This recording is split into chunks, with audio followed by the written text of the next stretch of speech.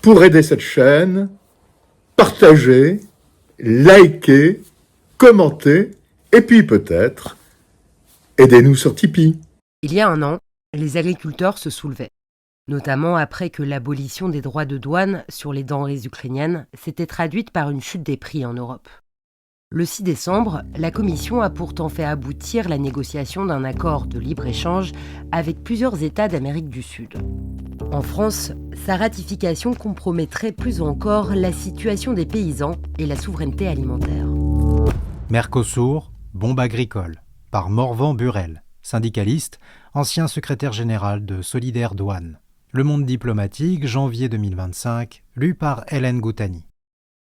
Des pneus devant les préfectures, des bottes de foin sur les ronds-points, des tracteurs dans les centres-villes, la scène deviendrait-elle un rituel hivernal ?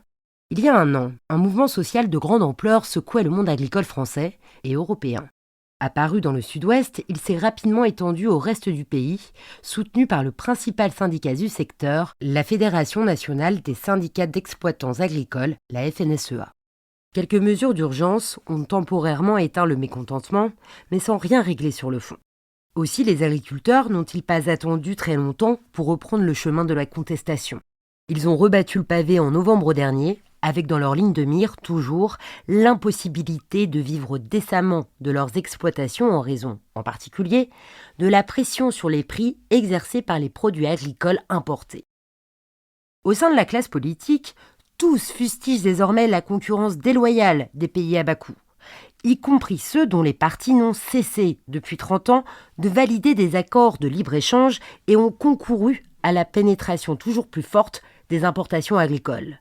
L'excédent français en ce domaine, 7,8 milliards d'euros en 2019, tient aux exportations de vins et de spiritueux, ainsi qu'à celles de céréales.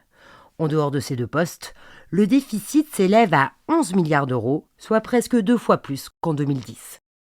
Les importations sont passées de 28 à 56 milliards d'euros depuis 2000 et représentent désormais 20% de l'alimentation nationale, 45% de la consommation de volaille, 56% de celle de viande ovine, 63% de celle de protéines issues d'oléagineux à destination des élevages et 71% de celle des fruits. La France dépend donc, entre autres, de partenaires européens à la main-d'œuvre moins coûteuse.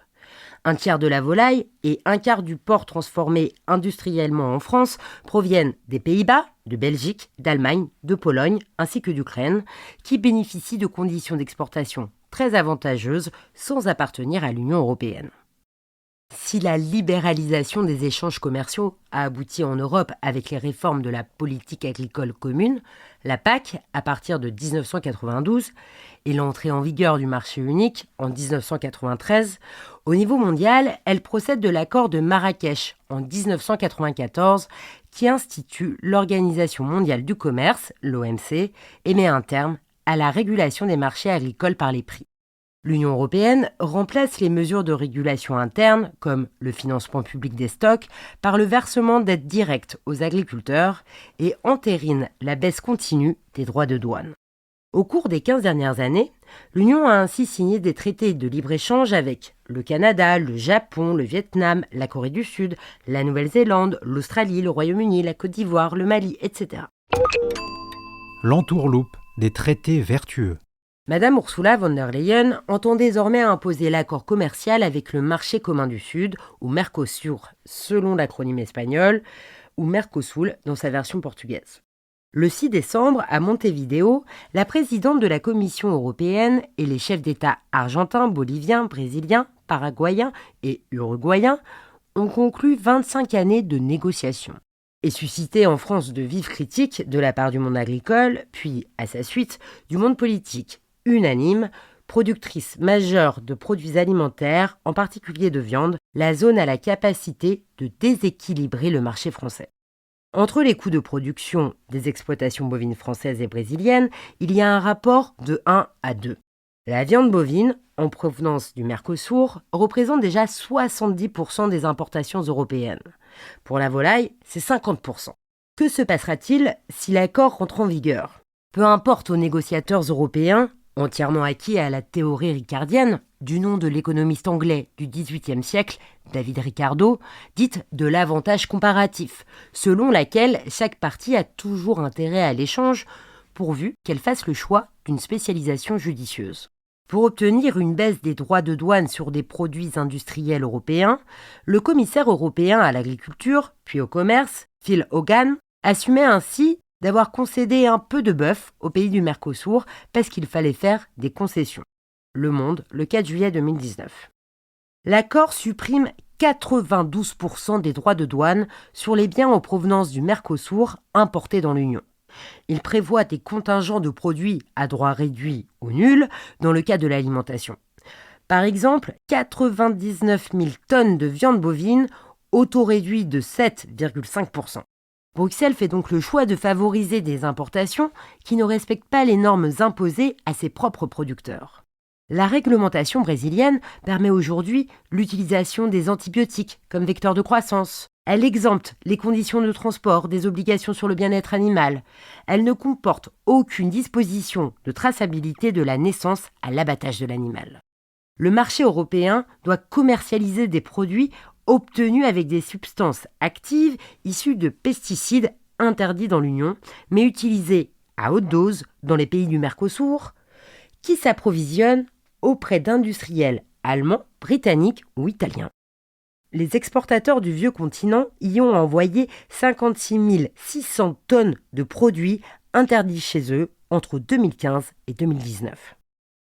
En mars 2024, après que la crise agricole de l'hiver dernier avait érigé ce projet de traité avec le Mercosur en symbole de concurrence déloyale, le président Emmanuel Macron l'avait qualifié, devant une assemblée de patrons brésiliens, de très mauvais accord, négociés comme on le faisait dans les années 90, à l'opposé des traités vertueux de nouvelle génération qui permettraient le développement mutuel des parties signataires.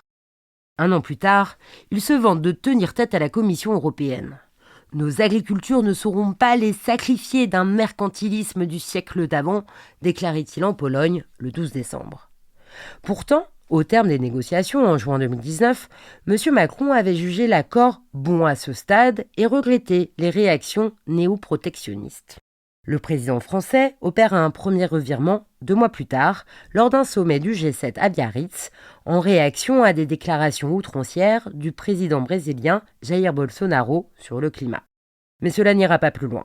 La France n'a jamais demandé l'interruption du processus ni suggéré la révision du mandat de négociation confié à la Commission européenne par le Conseil, qui représente les gouvernements.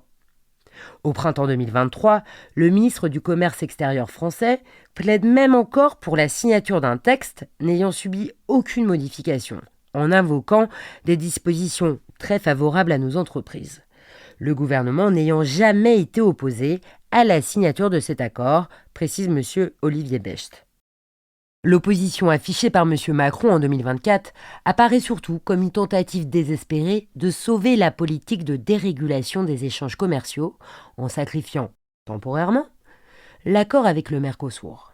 Le 24 janvier 2024, les députés du camp présidentiel au Parlement européen ont approuvé un texte négocié avec le Chili.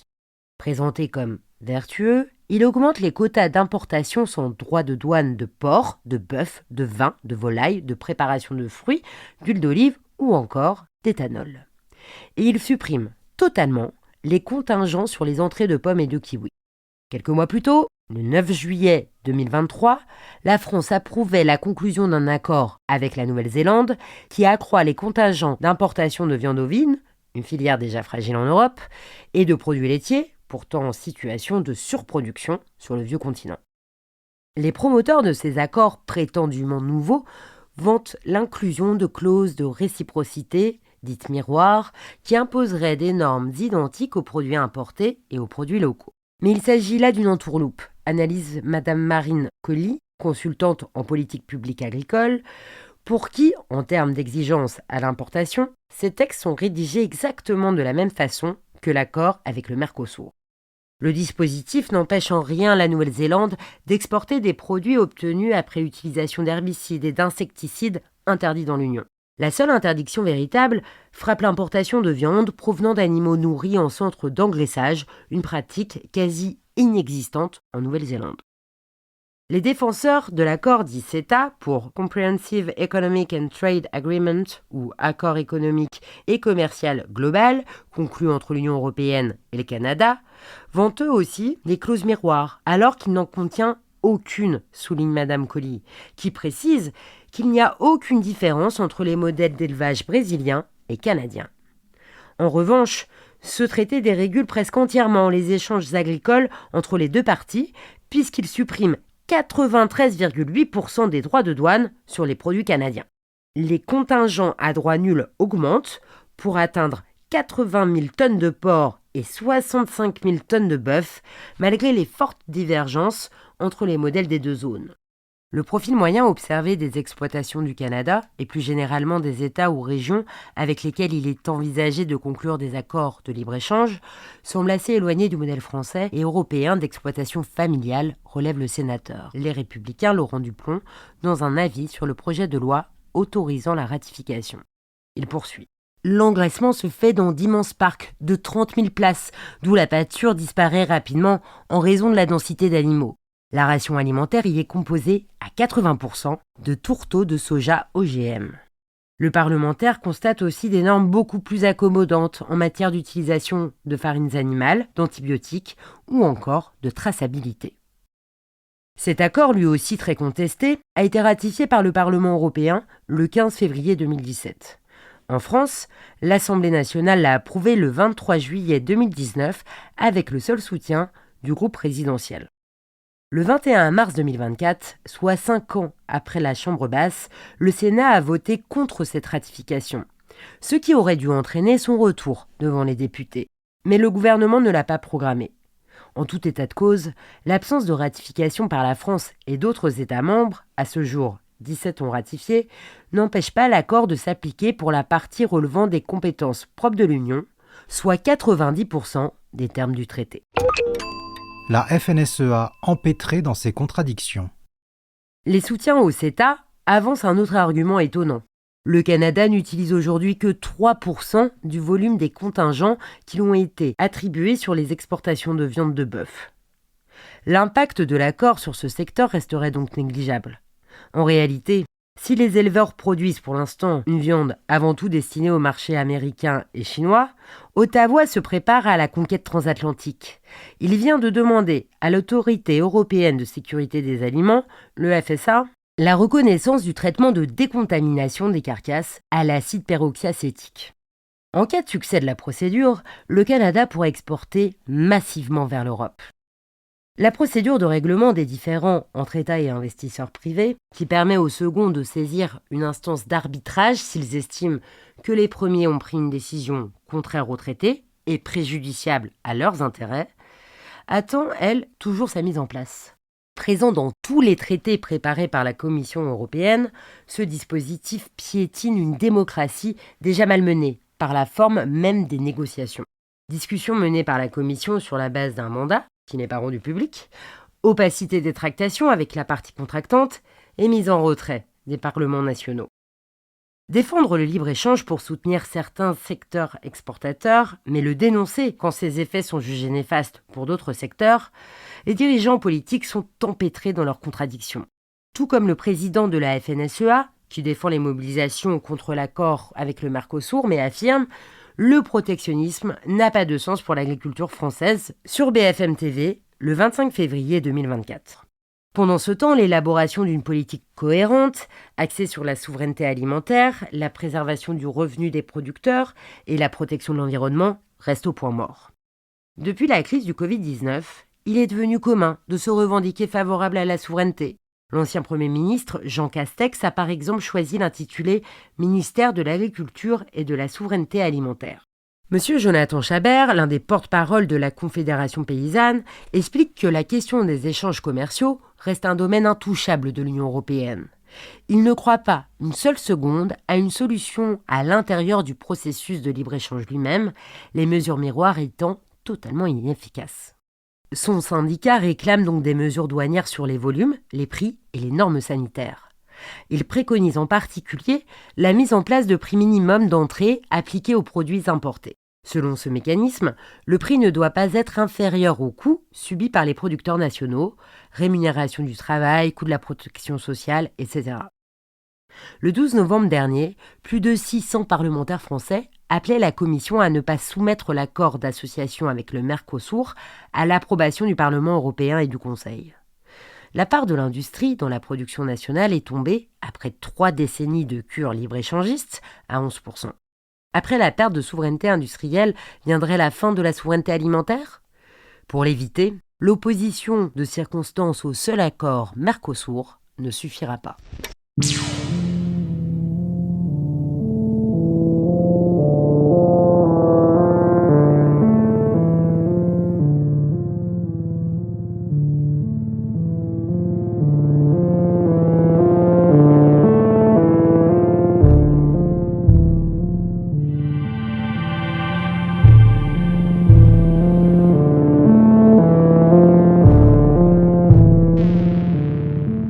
Alors, pour aider cette chaîne, partagez, likez, commentez, et puis peut-être, aidez-nous sur Tipeee.